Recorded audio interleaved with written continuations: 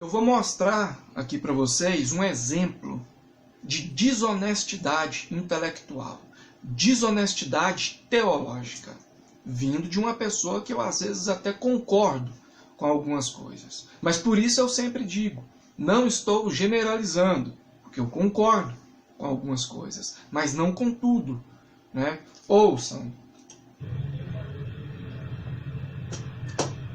Aí tem o fenômeno dos desigrejados no Brasil. Já começa de forma desonesta, porque o termo correto não é desigrejados, o termo correto é não denominacionados. Eles usam esse neologismo desigrejados, né, para tentar empurrar a goela abaixo e dizer que quem está fora da denominação está fora do corpo de Cristo, né? Desonestidade, isso aí. Ok? Que eu estou fora da igreja porque a igreja não presta? A igreja está corrompida? Não é fora da igreja, é fora da denominação. Ok? E na maioria das vezes, no que tange aos membros, nem toda denominação é corrompida. Porque as pessoas são boas pessoas, né? Mas aí ocorre um erro dentro da denominação, uma heresia é pregada dentro da denominação, e então você procura a diretoria, né, para tentar solucionar o caso. Eles não te dão ouvidos e ainda te taxam de problemático, rebelde. E continuam empurrando os erros com a barriga. Daí nem todo mundo tem sangue de barata. Por isso muitos decidem sair da denominação, não do corpo de Cristo. Você pode congregar em casas, em grupos, em praças, ou você pode esperar aí uma orientação de Deus, sei lá, cara, isso aí vai de cada um. Por isso que a salvação é individual e depende exclusivamente da graça de Deus, que é um favor imerecido. Tá? Então você, para sair do corpo de Cristo, você tem que fazer bem mais do que apenas sair da denominação, né? A igreja está, a igreja está, a igreja está. Eu fico perguntando, aonde está na Bíblia escrito que a igreja seria perfeita? E aonde está escrito na Bíblia que as instituições que se autodeclaram igreja teriam que ser como as instituições de hoje, que cobram dízimo na era da graça, trízimo na era da graça, vendem a cura, vendem a salvação, elegem apóstolos, paipóstolos, ensinam feitiçarias religiosas. Aonde está escrito que teria que ser assim? Eu poderia fazer outras perguntas. E você sabe disso. Aonde está escrito? Qual profeta, qual Jesus disse isso? E qual Jesus disse que o crescimento da obra de Deus seria o aumento do número de templos? Qual Jesus disse isso? Uma vez uma ovelha minha me perguntou assim, pastor, quando Jesus escolheu Judas, ele se equivocou? Está perguntando isso mesmo? Mas pastor, aquele cara é ladrão? Eu falei, não, Jesus só escolheu Judas para que você soubesse que nem a igreja que ele pastoreava pessoalmente seria perfeita. Só que existem algumas observações. Por exemplo, quando Judas deu liberdade, quando Judas caiu, ele foi chamado de quê? O pessoal ficou de braços cruzados? Judas continuou junto com os outros 11?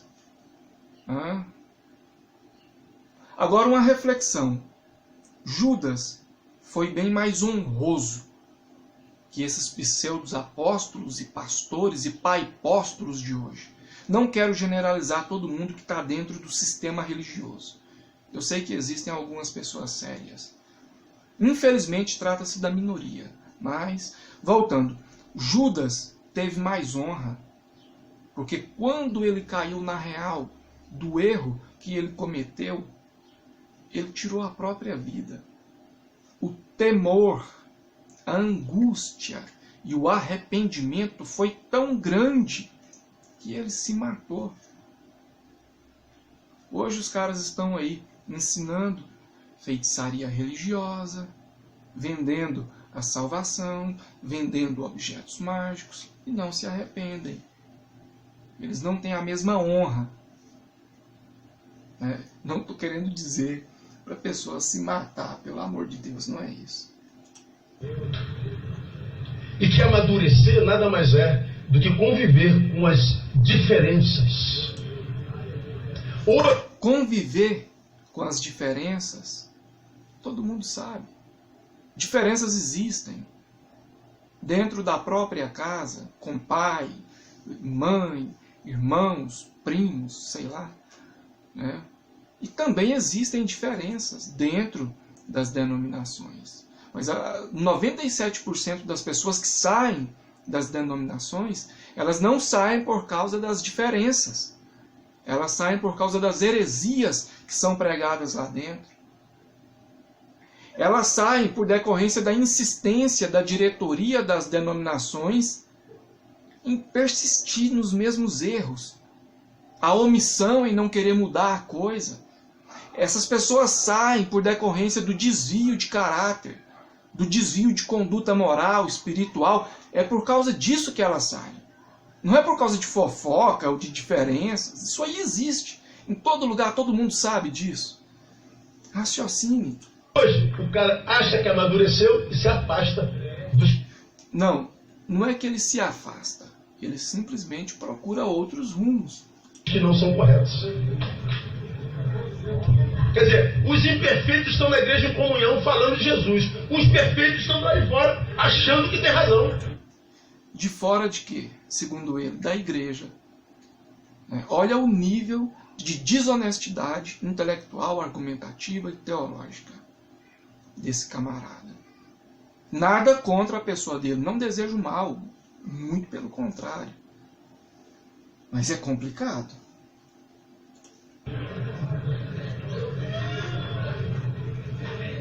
Eu me aborreço com a igreja, não posso da igreja. Eu me aborreço no trabalho, não peço demissão.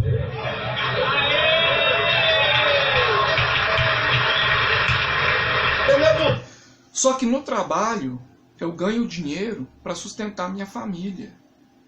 Na denominação eu tenho que usar o meu dinheiro para sustentar vocês. Então o exemplo que ele usou foi desonesto, tá bom?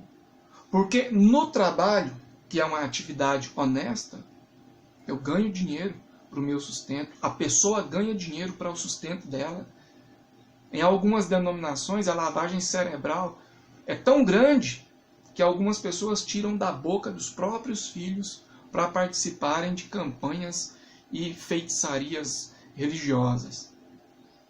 Pessoas tiram dinheiro de comprar remédios para comprar objetos mágicos. Então não dá para comparar uma coisa com a outra. Aborreço com o meu time, não troco de time.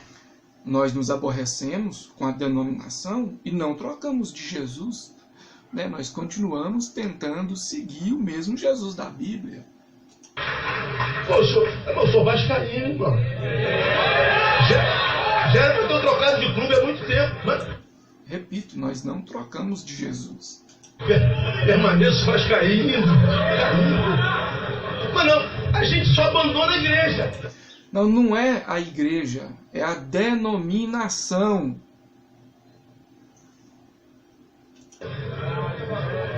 Cheio de razão.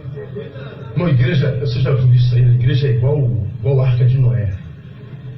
Tem todo tipo de bicho. Lá dentro devia feder, que era uma desgraça. Todo mundo cagando ali dentro, mijando ali dentro, vomitando ali dentro, o barco sacudia demais. Devia ser um nojo, mas era o melhor lugar para se estar. Só que não tinha como você impedir os animais de defecarem, de urinarem. Impossível.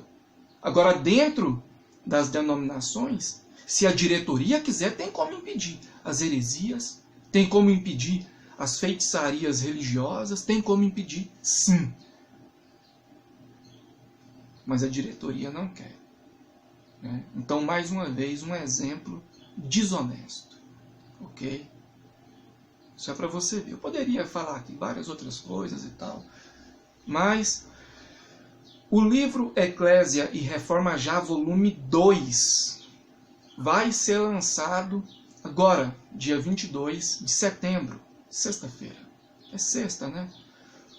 Então, eu tinha falado a respeito de algumas cópias impressas, só que houve uma mudança nos planos, tá bom?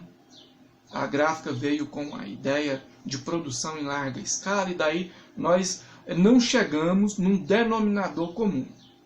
Então, tudo indica que o livro, mais uma vez, vai ser só digital mesmo, livro digital, para você ler no celular, ler no tablet, ler no computador, né? Se eu não conseguir algumas cópias impressas para os primeiros que comprarem, eu vou dar um desconto extra, além do desconto promocional do lançamento que eu já ia dar, ok? E o volume 1 já está disponível. Se você quiser adquirir, entre em contato comigo. Os detalhes na descrição desse vídeo, tá? Para você adquirir esse livro e outros livros de minha autoria também, ok? Que Deus continue te abençoando e abençoando toda a sua família. Obrigado por tudo. Até a próxima.